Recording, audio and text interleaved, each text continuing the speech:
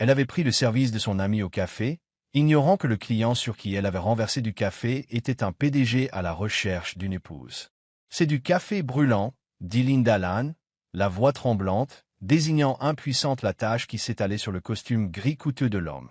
Sa main plana en l'air comme figée dans le temps, serrant une pile de serviettes qu'elle avait instinctivement saisie avant de réaliser qu'elle ne devait pas le toucher.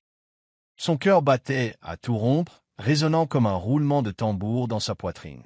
L'homme devant elle, grand, imposant, avec des cheveux sombres soigneusement coiffés et une mâchoire nette, se tourna lentement, comme si chaque seconde de retard préparait une éruption. « Je suis tellement désolé, monsieur, c'était de ma faute. S'il vous plaît, laissez-moi payer le nettoyage, proposa-t-elle, sa voix faible mais sincère. Il la fixa, sa mâchoire se crispant, tout son corps rigide. « C'est un costume à $3000, lança-t-il, mâchant chaque mot comme pour en goûter l'amertume. Le café se figea, toutes les voix semblèrent se taire. Les tasses s'arrêtèrent en l'air, le cri d'un bébé s'interrompit par curiosité. La chaude lumière dorée des fenêtres s'assombrit sous des nuages qui s'amoncelèrent rapidement, jetant de faibles ombres sur le comptoir du barista où se tenait Linda, la panique montant dans sa poitrine. « Désolé, ne nettoie pas un Armani », ajouta-t-il, son ton glacial. Linda tressaillit. Son instinct de s'excuser à nouveau lui brûla la langue, mais elle se retint. Elle prit une lente inspiration, fermant brièvement les yeux contre la brûlure des larmes qu'elle refusait de laisser couler devant cet inconnu. Pas aujourd'hui, pas après tout ce qu'elle avait enduré. Quand elle releva les yeux, sa voix était plus assurée, bien que toujours basse. « Vous avez raison, si je pouvais revenir 5 secondes en arrière, je le ferais. Mais je ne peux pas. Tout ce que je peux faire maintenant, c'est le penser sincèrement, et c'est le cas. Je suis désolé. » Elle soutint son regard. Ses joues rougirent, ses cheveux, autrefois bien attachés, s'étaient détachés dans la cohue du matin. Il n'y avait pas de drame dans sa voix, pas d'excuse, juste un regret sincère. L'expression de l'homme vacilla. Quelque chose dans sa façon de se tenir, sincèrement désolé sans être pathétique, le fit hésiter. Sa colère, si prompte à exploser, se refroidit comme la vapeur s'élevant d'un couvercle de café. Il expira et sortit un mouchoir de la poche de son manteau, tapotant le revers du costume, le brun vif contrastant avec la laine gris clair. Linda regarda, l'air entrelourd d'une tension qui aurait pu tordre le métal. Il jeta un coup d'œil à son badge nominatif, Linda, Tremont Café, et elle se redressa tandis qu'il le lisait. Il ne savait pas qu'elle avait pris le service pour un ami malade, ne savait pas qu'elle avait été licenciée de la bibliothèque 3 semaines plus tôt, ne savait pas qu'elle avait pleuré la nuit dernière seule dans un minuscule studio, se demandant comment payer son loyer, ou que ce travail, ce seul service de barista chaotique, était tout ce à quoi elle pouvait se raccrocher ce matin. Il ne savait rien de tout cela, mais il vit quelque chose. Il plia le mouchoir, hocha légèrement la tête, puis sortit une carte de visite et la posa sur le comptoir. « Je le ferai nettoyer », dit-il, sa voix n'étant plus mordante. « Les accidents arrivent. » Puis, presque après coup, il ajouta, « Faites attention la prochaine fois. » C'était chaud. Linda cligna des yeux, sa gorge se serra tandis qu'elle hochait la tête. « Oui, monsieur. Merci. » Il partit. La porte vitrée se referma derrière lui avec un doux sifflement. Elle resta là, la carte à la main, regardant l'espace qu'il avait rempli un instant auparavant. Quelque chose changea en elle, un mélange d'embarras, de soulagement et de curiosité. Pourquoi n'avait-il pas explosé? Pourquoi n'avait-il pas appelé son directeur? Ses doigts se crispèrent sur le bord du comptoir alors qu'elle revivait le moment, ces mots, l'éclair de quelque chose de plus doux derrière sa frustration. Quelques minutes plus tard, elle vit un mouvement à l'extérieur de la fenêtre. Il était toujours là. Debout à côté de l'auvent du café, il sortit quelque chose de sa poche, son reçu. Il griffonna au dos avec un stylo, le plia soigneusement, le glissa dans son portefeuille, puis disparut dans la rue. Linda expira, confuse par le vide douloureux que son absence laissait derrière elle. Sa collègue passa. « Ça va? » « Oui, » dit-elle automatiquement. Puis après une pause, « Je crois. » Le reste de son service se déroula dans un flou de commandes, de lait moussé et de bouteilles de sirop collante, mais son esprit revenait sans cesse à lui, à l'homme au costume ruiné, qui n'avait pas vraiment crié, qui avait, à la fin, fait preuve d'une certaine grâce. Elle ne connaissait pas son nom, ne savait pas qu'elle le reverrait, ne savait pas que ce petit désastre deviendrait l'étincelle d'une histoire bien plus grande qu'aucun d'eux ne l'imaginait. Mais alors qu'elle essuyait le comptoir et aidait le client suivant, ses mains ne tremblaient plus, car ce matin-là, quelque chose avait changé, pas seulement en lui, mais en elle. Et parfois, il faut un moment de maladresse, une tasse de café brûlant, pour que le cœur recommence enfin à se réchauffer. Alan Walker était assis seul dans son bureau d'angle, au dernier étage de Walker Enterprises, la silhouette de Boston s'étalant derrière lui dans une majesté tranquille. Les fenêtres s'étendaient du sol au plafond, projetant le soleil de fin d'après-midi à travers la pièce en billets dorés. Mais Alan le remarquait à peine. Ses yeux étaient rivés sur un document juridique étalé sur son bureau. Les mots se brouillaient tandis que sa mâchoire se serrait davantage. Une date limite. 60 jours. C'était tout ce qu'il avait avant que tout ce pourquoi il avait travaillé, son entreprise, son héritage, ne lui soit arraché. Non pas à cause d'un échec, non pas à cause d'un effondrement du marché, mais à cause d'une clause insérée dans le testament de son père des années auparavant, déclenchée maintenant par le conseil d'administration. Si Alan n'était pas marié d'ici la fin du trimestre, Walker Enterprises fusionnerait avec Blake International, l'ancien rival de son père, une prise de contrôle hostile déguisée en fusion. Les mains d'Alan se crispèrent en poing. Il avait passé la dernière décennie à remodeler l'entreprise de fond en comble. Nuits blanches, négociations impitoyables, sacrifices d'amitié, de relations, de sa propre santé. Et maintenant il lui disait qu'il avait besoin d'une femme pour tout garder? Il se leva brusquement, le cuir de son fauteuil grinçant derrière lui. Traversant la pièce, il regarda la ville, une mer d'acier et de possibilités. Il avait exploré toutes les pistes. Les marieuses d'élite, les héritières, les cadres ambitieuses, les influenceuses, et pourtant aucune ne semblait convenir. Toutes voyaient le PDG, la fortune, l'image, aucune ne s'était souciée de demander qui était vraiment Alan Walker sous le costume. Son téléphone vibra, un message de son assistante. Annulation du rendez-vous pour le dîner de ce soir, confirmé reprogrammation. Alan fixa l'écran un long moment, puis tapa en retour. Non, tout annulé. Il se rassit et se pencha en avant, le bout des doigts joints. Une idée folle germa dans son esprit. Une idée que, jusqu'à présent, il avait écartée comme irrationnelle. Mais le désespoir avait une façon de défaire la logique. Et s'il n'avait pas besoin de quelqu'un de son monde? Et si la bonne personne ne figurait pas sur la liste des invités d'un événement privé, mais quelque part de réel, d'authentique? Et puis son esprit revint à la fille du café, Linda Allan, la barista blonde aux grands yeux stables et aux mains qui avait tremblé mais n'avait pas supplié. Elle avait ruiné son costume. Oui, mais elle n'avait pas essayé de s'attirer ses faveurs. Ses excuses avaient été sincères, sa dignité intacte, et pour des raisons qu'il ne pouvait toujours pas articuler, elle était restée dans son esprit toute la journée. Elle ne savait pas qui il était. Cela comptait plus qu'il ne le réalisait. Alan prit le téléphone. « Carla », dit-il quand son assistante répondit, « je veux organiser un nouvel entretien pour un poste d'assistant. » Carla hésita. « Un remplacement? Vous venez de renouveler le contrat de Maria la semaine dernière. » « Il ne s'agit pas de Maria. C'est différent. Je veux que vous trouviez la fille qui travaille le matin au Tremont Café. Blonde, la vingtaine. J'ai renversé du café sur mon costume. » Silence. Puis, prudemment. « Monsieur, suggérez-vous que nous embauchions une barista? Organisez un entretien discret, dit-il. Faites-la venir en tant qu'intérimaire, juste pour une période d'essai. » Carla marqua de nouveau une pause. Compris. Il raccrocha, les doigts joints sous son menton. Il savait que c'était imprudent, non professionnel, peut-être contraire à l'éthique, mais il savait aussi ceci. Dans ce moment chaotique au café, pour la première fois depuis des mois, quelqu'un l'avait regardé et n'avait pas vu un PDG. Ils avaient vu un homme avec du café sur son costume. Et d'une manière ou d'une autre, cela avait semblé honnête. Il n'avait pas besoin de quelqu'un qui corresponde à un moule. Il avait besoin de quelqu'un qui puisse voir au-delà. Si Linda accepterait l'offre, il ne le savait pas. Si elle pourrait jouer le jeu assez longtemps pour que le conseil d'administration recule, encore moins certain. Mais une chose qu'Alan Walker comprenait mieux que quiconque dans le monde des affaires. Parfois, les meilleures affaires se concluent lorsque l'on sort du contrat. Et peut-être, juste peut-être, qu'elle ne faisait pas du tout partie d'une affaire. Peut-être était-elle la clause miracle qu'il n'avait jamais vue venir. Linda Lane introduit Lou Hall at Tinslindo Walker Enterprises, la boule au ventre.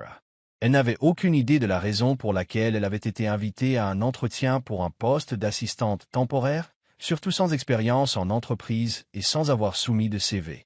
Mais l'offre était venue d'un appel formel. Et son instinct, pour une raison qu'elle ne pouvait nommer, lui avait dit de dire oui. Elle ajusta le col de son blazer emprunté, entra dans l'ascenseur et appuya sur le bouton du dernier étage. Quand les portes s'ouvrirent, on la conduisit dans un bureau qui ressemblait plus à une suite de luxe qu'à un espace de travail. Murs de verre, œuvres d'art choisies, et une vue de Boston qui s'étendait jusqu'au port. Et il était là, l'homme du café. Alan Walker se tenait derrière son bureau, les mains jointes, l'expression illisible. Il ne mentionna pas le café, ne mentionna pas l'incident. Il hocha simplement la tête, puis lui désigna le siège en face de lui. « Mademoiselle Lane, dit-il, merci d'être venue. »« Je ne comprends toujours pas pourquoi, » répondit-elle, prudente mais pas impolie. « Je n'ai jamais travaillé dans un bureau, je ne suis pas vraiment. » Elle balaya la pièce du regard. « J'ai besoin de quelqu'un qui puisse réfléchir vite, parler honnêtement, et qui ne soit pas intimidé par un titre. » Dit-il simplement. Linda inclina la tête. « Vous avez déduit tout ça du fait que j'ai renversé du café sur vous ?» Un petit tic d'amusement tira le coin de sa bouche. C'était une introduction mémorable. Elle cligna des yeux, puis sourit lentement. « J'imagine que oui. » À partir de ce jour, Linda devint l'assistante temporaire d'Alan. Mais contrairement à quiconque avait travaillé pour lui auparavant, elle n'essaya pas d'impressionner. Elle ne flattait pas. Elle ne s'attardait pas pour obtenir son approbation. Elle posait des questions directes. Elle remettait en question les tâches inutiles. Elle préparait un café trop fort et le corrigeait quand il aboyait des ordres au personnel sans contact visuel. « Je sais que vous êtes le patron, » lui dit-elle une fois lors d'une réunion du personnel, « mais les gens travaillent mieux quand ils se sentent vus. » Alan l'avait regardé, sans voix, pendant un moment. Personne ne lui avait jamais parlé comme ça. Et pourtant, il se surprit à écouter, à changer. Ce à quoi il ne s'attendait pas, c'était à quel point sa présence commencerait à affecter l'atmosphère de tout le bureau. Le personnel qui chuchotait autrefois dans la salle de pause souriait maintenant davantage. Les réunions devinrent plus efficaces. Même son conseil d'administration remarqua un changement. « Vous semblez plus accessible », commenta l'un d'eux lors d'un appel. Ce n'était pas délibéré. C'était juste Linda. Elle gardait la tête basse, travaillait dur, et partait rapidement à 5 heures pour rendre visite à sa marraine âgée dans la petite maison de retraite où elle se remettait d'une opération. Il ne se vantait jamais, ne demandait jamais rien. Mais un soir, Alan resta tard, examinant des documents de fusion, et la trouva endormie sur une chaise dans le coin de son bureau. Elle s'était endormie, la tête inclinée, les bras enroulés autour de sa tablette, les yeux cernés de fatigue. I'll rest là. Elle observait un long moment. Puis, sans un mot, il se dirigea vers le placard, prit une couverture légère et la drapa doucement sur ses épaules. Sa main plana un battement de cœur avant de se retirer. Il éteignit la lampe voisine et sortit doucement, la porte se refermant derrière lui. Sans qu'il le sache, sa secrétaire de direction avait été témoin de la scène depuis le couloir. Le lendemain matin, le bureau bourdonnait de chuchotements, non pas de commérage, mais d'admiration. Le PDG impitoyable venait de prouver qu'il avait encore un cœur. Linda se réveilla seule, la couverture soigneusement rangée autour d'elle, et un post-it laissé sur le bureau. Prenez la journée. Revenez, reposez. Hey! Elle sourit, sans le vouloir, et quelque chose dans sa poitrine s'agita, une chaleur qu'elle n'avait pas ressentie depuis longtemps. Aucun d'eux n'en parla quand elle revint le lendemain. Mais à partir de ce moment, Alan commença à lui demander son avis, non seulement sur l'emploi du temps, mais sur les gens, les décisions, les présentations. Et quand elle le donnait, elle ne se retenait pas. « Je pense que votre présentation est solide. » lui dit-elle une fois, mais votre langage concernant les petites entreprises semble froid. Vous devriez commencer par les gens, pas par les chiffres. Il la réécrivit cette nuit-là. Alan Walker, un homme connu pour son détachement et son calcul, se retrouva à rechercher la présence d'une femme qui était entrée dans sa vie par accident, mais plus rien dans ce qui grandissait entre eux ne semblait accidentel. Cela commença par des heures plus longues. Ce qui avait débuté comme un simple poste d'assistante s'étendit à des sessions de stratégie tard le soir, des dîners d'affaires de dernière minute et des séances de brainstorming à deux dans le bureau d'Alan, devant des boîtes de plats à emporter et des ordinateurs portables ouverts. Linda s'adapta sans se plaindre. Elle devint plus vive, plus rapide, plus intuitive sur ce dont Alan avait besoin avant même qu'il ne le demande, et quelque part entre les modifications de feuilles de calcul et les pauses café, l'espace entre commença à se réduire. Ils travaillaient en parfaite synchronisation, trop bien pour que cela passe inaperçu. « Vous n'êtes jamais en désaccord ?»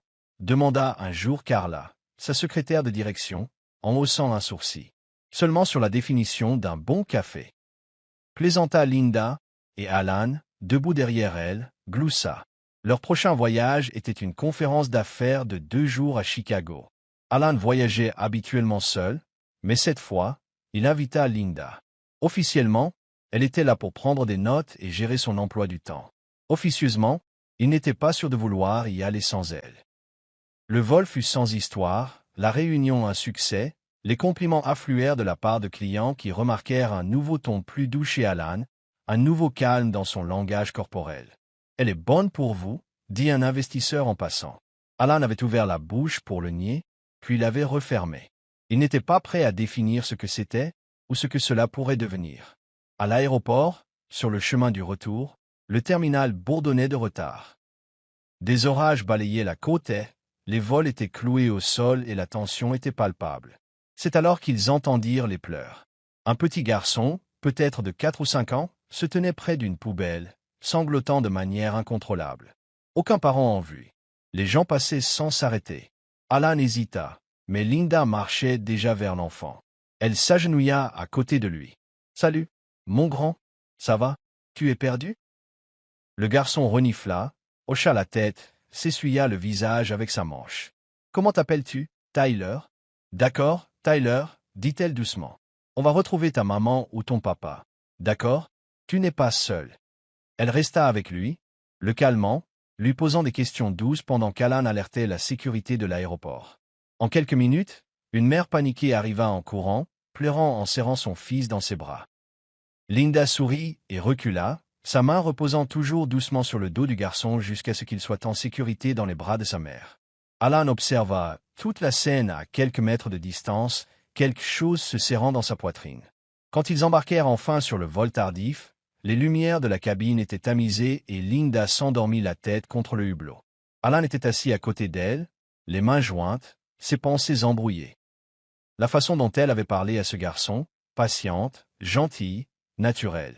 Elle n'avait pas hésité et n'avait même pas regardé autour d'elle pour voir si quelqu'un d'autre allait aider. Elle avait juste agi comme quelqu'un qui était destiné à prendre soin des autres. Il fixa son profil, ses cheveux blonds ébouriffés contre sa joue, sa respiration régulière, et pendant un bref et stupide moment, il se permit d'imaginer un avenir avec elle. Plus tard cette semaine-là, de retour à Boston, une autre tempête frappa. Les bureaux fermèrent tôt, mais Linda resta pour l'aider à terminer un rapport pour le conseil d'administration. La pluie battait contre les fenêtres, la ville se brouillait derrière la vitre. À 22 heures, les rues étaient inondées, le métro à l'arrêt, et son téléphone vibrait d'alerte. « Tu ne sors pas là-dedans ?» dit fermement Alan. « Je vais appeler un taxi. »« Linda, tu resteras ici. » dit-il, plus doucement maintenant. « Nous avons une suite d'invités à l'étage de la direction. » Elle hésita. « Tu es sûr ?» Il hocha la tête. Plus tard, autour de restes de plats thaïlandais et d'un jazz doux joué par son enceinte Bluetooth, ils s'assirent sur le canapé du bureau, les lumières basses, la tempête étouffée derrière la vitre. C'était étrangement domestique, presque comme à la maison. Linda rit de quelque chose qu'il dit, essuyant un peu de sauce sur sa lèvre.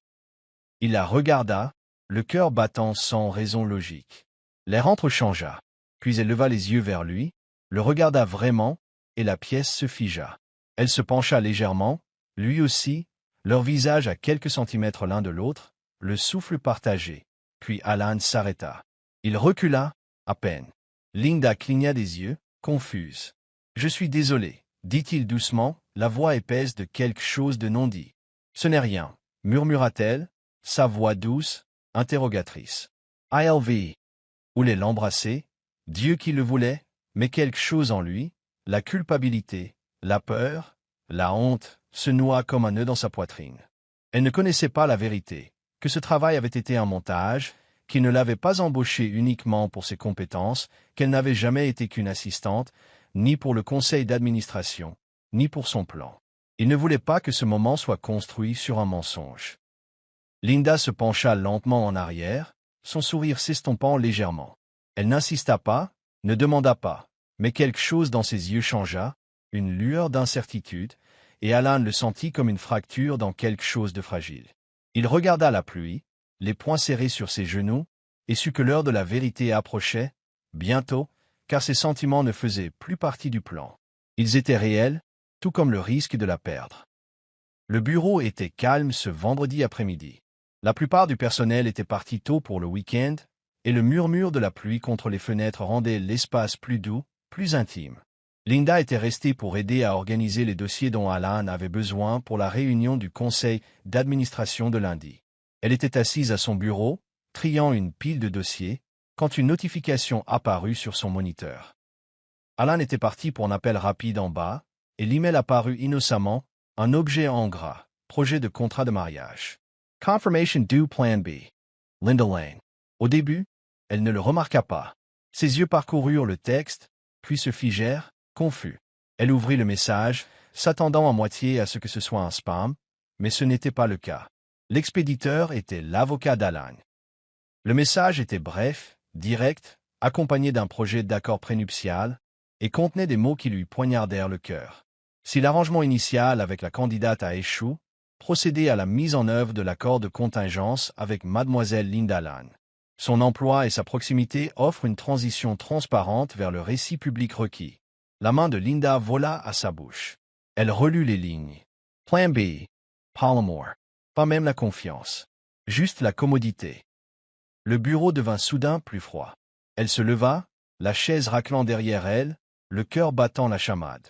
Elle attrapa son sac, sans se soucier du désordre laissé derrière, et se dirigea vers l'ascenseur, mais pas avant qu'Alan n'entre par la porte.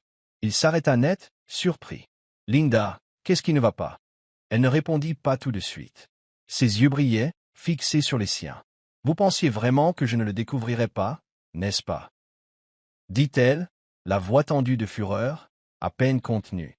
Les sourcils d'Alan se froncèrent. « De quoi parlez-vous ?»« Du contrat de mariage, » dit-elle sèchement. L'email de votre avocat. Plan B. Linda Lane. Alan c'est Miguel. Le silence entre eux fut immédiat et assourdissant. Linda, je peux expliquer. Non, lança-t-elle, levant une main tremblante. Ne faites pas ça. Ne m'insultez pas davantage en prétendant que ce n'était pas calculé. Vous m'avez embauché, sachant exactement qui j'étais. Vous m'avez testé, observé. Vous m'avez laissé croire que ça, cette chose entre nous, était réelle. Son visage pâlit. C'est réel. C'est devenu réel. Elle rit amèrement. C'est ça. Après que j'ai passé votre liste de contrôle interne pour une épouse. J'étais juste pratique, accessible. Linda, ce n'est pas vrai. Alors qu'est-ce qui est vrai? Sa voix se brisa. Que j'étais le deuxième choix. Que vous m'avez choisi après que quelqu'un d'autre ait dit non. Alan s'avança, les mains légèrement levées, mais elle recula. Je me suis laissé croire en vous, murmura-t-elle. Je vous ai défendu quand les gens disaient que vous étiez froid, calculateur. Je pensais qu'ils avaient tort, mais ils avaient raison. Linda, l'interrompit-elle, les yeux brûlants. Vous m'avez regardé et vous avez vu une solution, pas une personne. Je n'étais qu'un plan, Alan. Un plan que vous avez habillé de nuit tardive, de sourires doux et de pauses café. Mais c'était toujours un mensonge.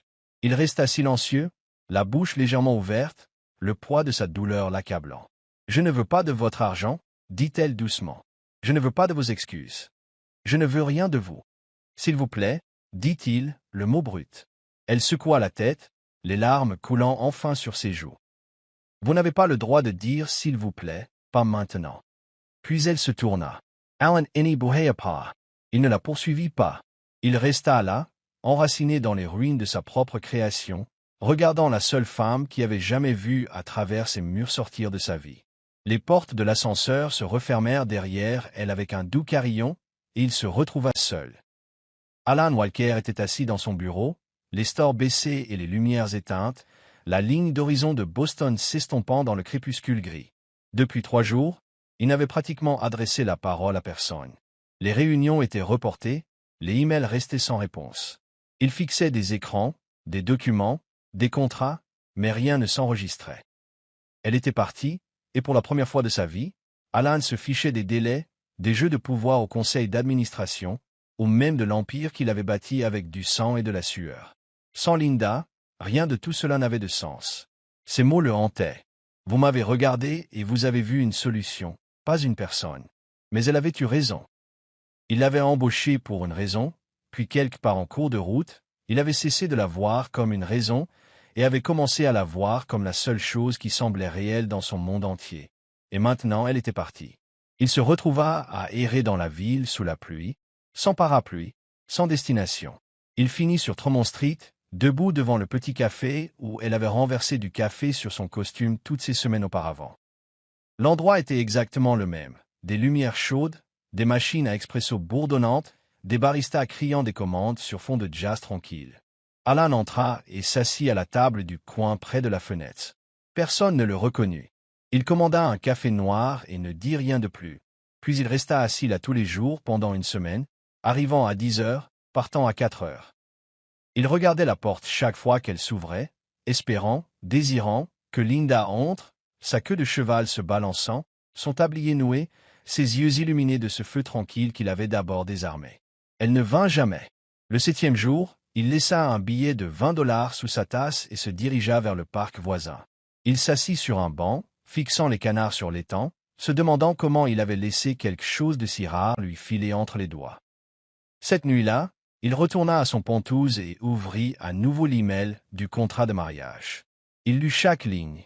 Le langage juridique était froid, transactionnel, la preuve de combien il s'était éloigné de toute forme de sincérité. Il ferma l'ordinateur portable. Puis il prit une feuille de papier vierge sur son bureau. Il écrivit sa démission à la main. Le matin, elle était signée et livrée au conseil d'administration. La salle éclata d'incrédulité quand il la présenta. « Vous abandonnez tout ?» lança un membre. « Alan, cette entreprise est votre vie. »« Non, » dit calmement Alan. « C'était ma vie. »« Et la fusion, les termes ?»« Je les romps, dit-il. »« Qu'elle fusionne, qu'elle brûle, je m'en fiche. » Un autre membre se pencha en avant. « Tout ça à cause d'une femme. »« Alan Stewart Treatment. »« Non, à cause de l'homme que je suis devenu en essayant de m'accrocher à quelque chose construit sur des mensonges. » Il se leva, boutonna sa veste et ajouta « Si je ne peux pas la voir avec la vérité, alors je ne veux rien de construit sur un mensonge. » Il sortit de cette salle de conseil sans se retourner. Plus tard dans la journée, il retourna une fois de plus au café. Il commanda sa boisson préférée à elle, un chai latte à la vanille avec du lait d'amande, et s'assit seul dans le coin, comme toujours. La barista derrière le comptoir le regarda avec curiosité. « Vous n'arrêtez pas de venir ici. » dit-elle. « Vous cherchez quelqu'un ?» Alan leva les yeux, fatigué mais bienveillant. « Oui, dit-il, quelqu'un qui m'a appris plus en 3 mois que ce que j'ai appris en 34 ans. Elle devait être spéciale. Elle l'est. » La cloche au-dessus de la porte tinta. Il leva les yeux, mais ce n'était pas elle. Pourtant, il attendit. Parce que c'est ce que les gens font quand ils apprennent enfin ce que signifie l'amour. Ils attendent, ils espèrent, et si nécessaire, ils abandonnent tout le reste pour faire de la place à ce qui compte vraiment.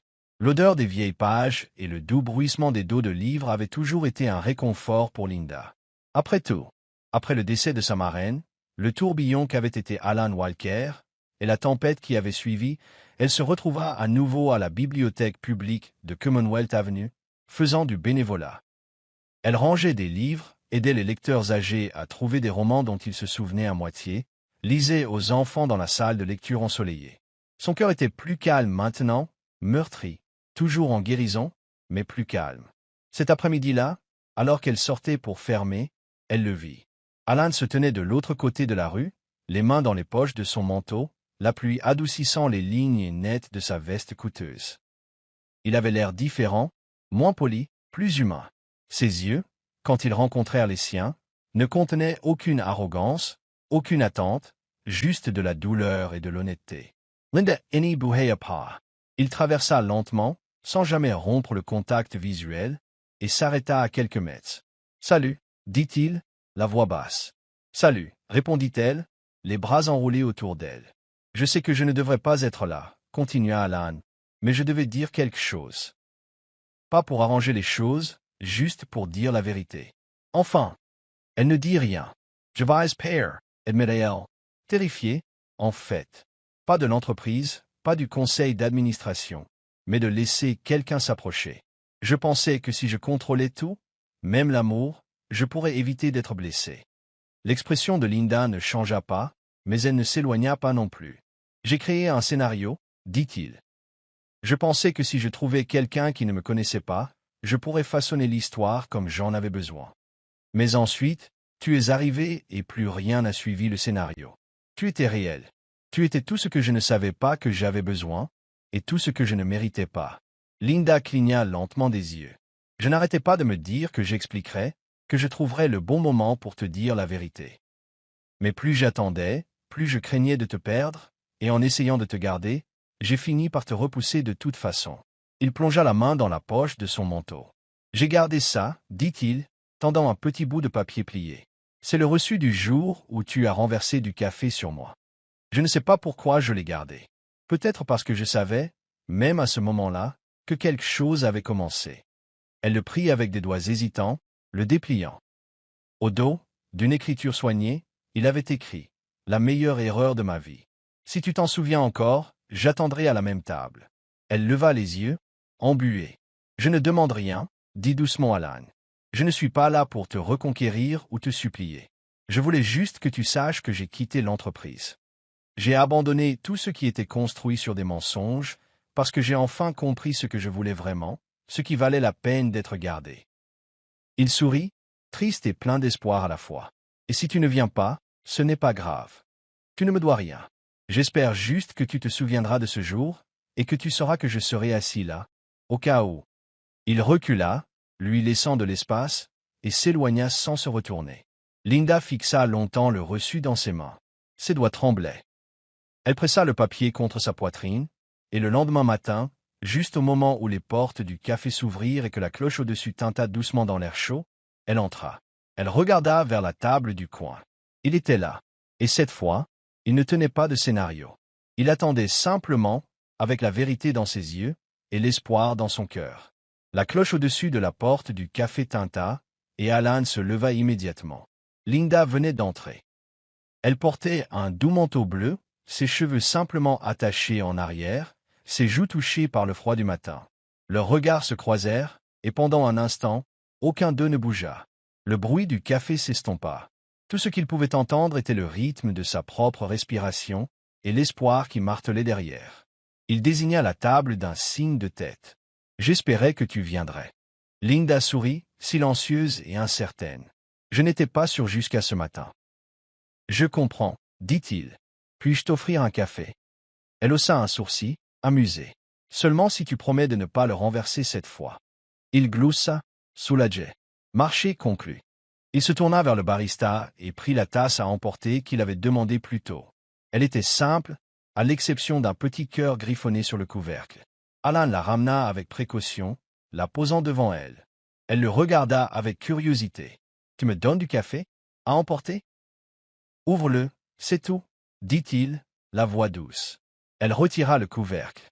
À l'intérieur, nichée entre une serviette pliée et un petit bout de papier, se trouvait une simple boîte à bagues en velours. Linda se ficha. Ses mains tremblèrent légèrement en la soulevant. Alan s'agenouilla, juste là, à côté de la table. Le café tomba dans le silence. Le barista s'arrêta en plein service.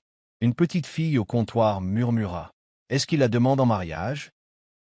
Alan leva les yeux vers Linda, le cœur dans la gorge. « Je ne veux pas d'une épouse pour les affaires, » dit-il, la voix stable mais épaisse d'émotion. « Je ne veux pas de contrat ou d'arrangement. Je ne veux pas de quelqu'un de parfait sur le papier. Je te veux pour la vie. » Il prit une profonde inspiration. « Tu me défies. Tu me vois. Et d'une manière ou d'une autre, même après tout, tu es quand même revenu. Je passerai le reste de ma vie à m'assurer que tu ne le regretteras jamais. » Linda cligna rapidement des yeux. Les larmes emplirent ses yeux. Sa bouche s'ouvrit, mais aucun son n'en sortit. Puis elle hocha la tête. « Oui, » murmura-t-elle. Alan se leva alors que le café éclatait, en applaudissements. Certains clients se levèrent, applaudissant. Un couple près de la fenêtre siffla. Le barista sonna 2 fois la cloche et cria. « Café gratuit toute la journée, en l'honneur du véritable amour. » Alan rit, glissant la bague à son doigt. Linda la regarda, puis le regarda, souriant toujours à travers ses larmes. Je suppose que c'était la meilleure tasse de café. Après tout, murmura-t-elle. Alan se pencha et l'embrassa, doux et respectueux. Et dans ce petit café de Tremont Street, où les erreurs avaient autrefois infusé avec les lattes et les expressos renversés, leur véritable histoire commença enfin. Merci d'avoir regardé cette histoire inoubliable d'amour, de rédemption et de seconde chance. D'une tasse de café renversée à une demande en mariage sincère, le parcours d'Alan et Linda nous rappelle que parfois, les plus beaux commencements naissent des accidents les plus inattendus. Si cette histoire a touché votre cœur, n'oubliez pas d'aimer, de partager et de vous abonner à Soul Steering Stories. Nous vous apportons les contes qui guérissent, inspirent et nous rappellent à tous la magie qui attend encore dans les moments ordinaires. Rendez-vous dans la prochaine histoire, où le cœur mène toujours le chemin.